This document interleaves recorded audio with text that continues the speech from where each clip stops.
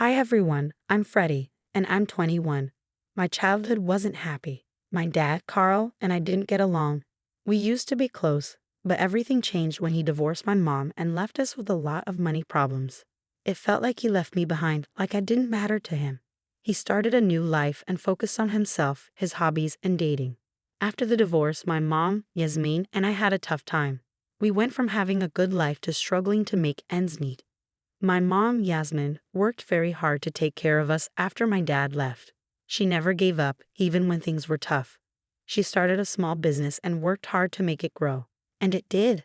Our lives went from being difficult to being comfortable again. It was amazing to see my mom's strength and determination. But then something unexpected happened. My mom got sick. It was a big shock for us. The person who had fought so hard for us was now fighting a serious illness. It was a tough time for us, but we were determined to support her through it. My mom's illness turned our lives upside down. I took care of her and hoped she would get better. We tried everything, but sometimes things don't go as planned. Sadly, my mom passed away, leaving a huge gap in my life that can never be filled. As her only child, I had to face the difficult time after her death alone. While I was grieving, I found out that she had left her house to me. It was her last gift, showing me how much she loved me and the life we shared. When I entered the house, now mine, it felt like my mom was hugging me one last time. The house held many happy and sad memories of our time together. But what hurt me the most was that my dad, Carl, and his new wife, Rita, didn't even come to my mom's funeral. It was like he had completely forgotten about her and didn't care. This made me very angry. How could they be so cruel? Didn't my dad care about how I was feeling? Even months after my mom's death, the pain still felt fresh. I tried to find comfort in memories and friends, but I couldn't shake off the bitter feelings. The house my mom left me was beautiful, but it reminded me of her absence. I tried to make peace with the memories and make the house my own, but it took time. Things were getting better, until one day my dad, Carl, showed up at my doorstep unexpectedly. It had been months since my mom's funeral, and he acted like nothing was wrong. I opened the door, and our eyes met. He looked surprised to see the pain and anger on my face. He tried to smile, but it didn't work. We stood there in awkward silence, with a lot of unspoken words between us. I was angry and disappointed, and it was hard to keep those feelings inside. Finally, he said, "Hey, Freddie, can we talk?" in a sorry tone, but it didn't feel sincere. His presence in my house brought up a mix of emotions, and I just stared at him. I wasn't fooled by my dad's weak attempt to make things right. "Don't pretend to apologize, Carl. I'm not buying it," I said, my voice filled with anger. "You left us to struggle while you lived a life of luxury. Now you show up like nothing's wrong." Carl's face turned red with anger, and he became defensive. "You need to respect me, Freddie," he said firmly. I laughed in disbelief. "Respect is earned, Carl. You lost mine when you abandoned us for your own desires. You can't demand respect after all the pain you caused." As we argued, I saw Rita getting out of their luxurious car and walking towards us. Seeing her only made me angrier, remembering how my dad chose a life of extravagance over his family. When she reached the doorstep, I said, "What brings you here, Rita? You didn't even come to my mom's funeral, but now you're here." Rita made a weak excuse. "We were busy, Freddie. We had commitments." Her words only made me angrier. "You were too busy to attend my mom's funeral? That shows how little you care about her memory and our family."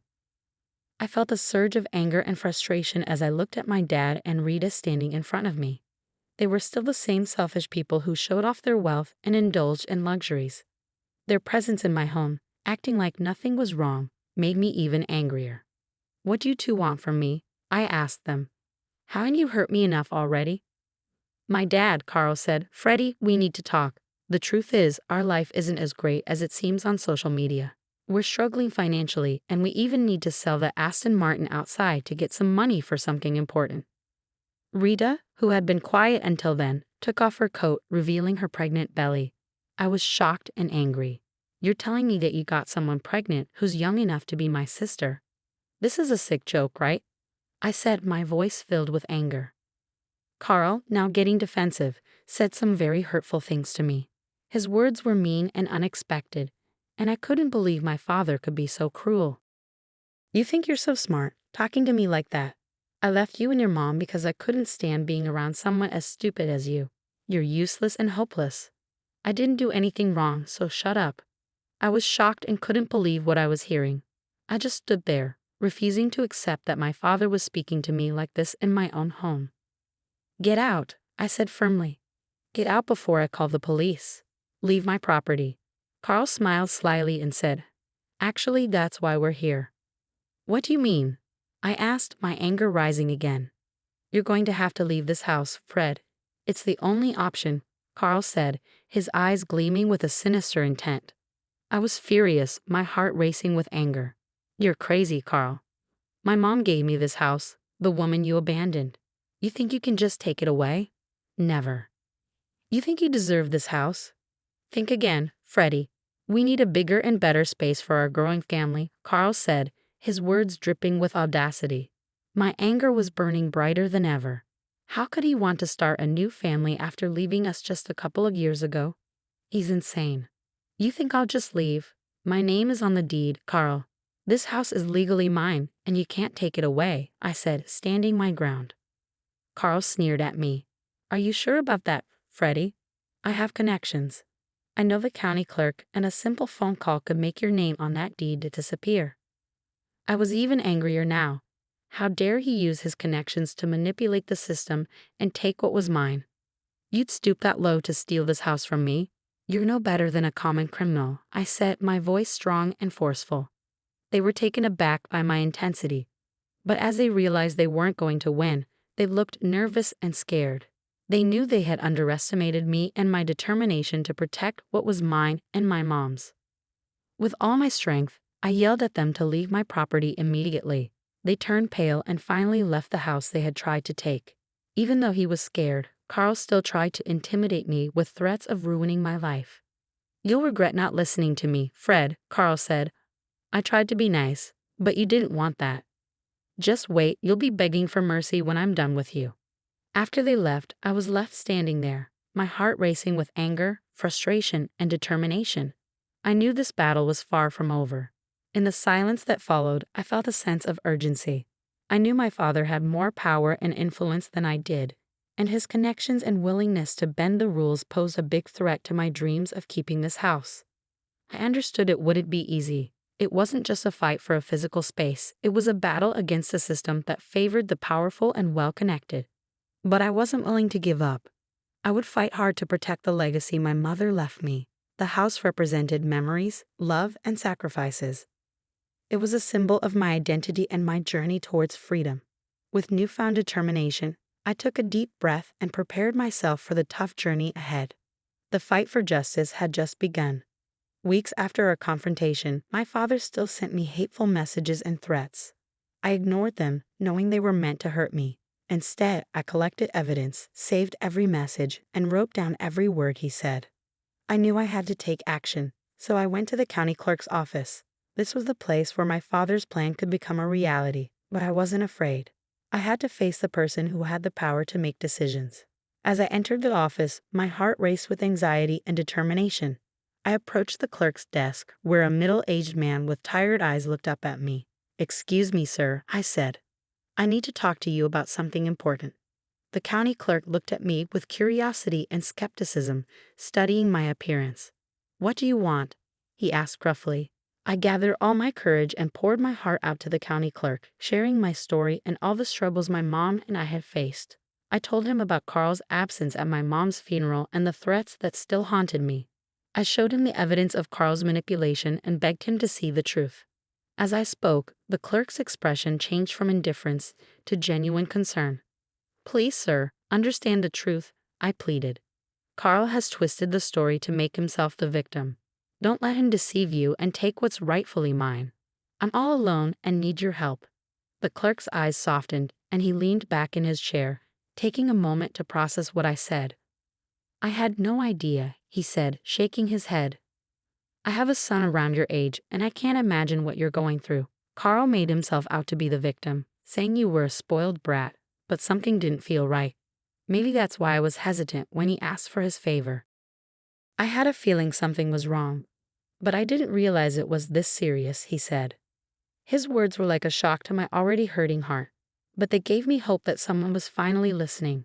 I felt a glimmer of hope that things might work out fairly. "Thank you for listening, sir," I said, my voice full of thanks. "Your understanding means a lot to me. I just want you to see the truth behind Carl's lies." The county clerk nodded, looking determined. "I'll do what's right, but you have to promise not to tell anyone that I'm doing this as a favor. Sometimes I help my friends in ways that aren't exactly legal, so if you tell anyone, I'll find you and make sure you regret it." I swallowed hard, scared of the man in front of me. "Honestly, sir, I don't care if you're not following all the rules. I just want to make sure my house is mine and my father can't control it." "I've got it," he said firmly. "I believe you've been through a lot, and you shouldn't have to worry about owning your house again." Leaving the office, I felt a huge weight lifted off my shoulders.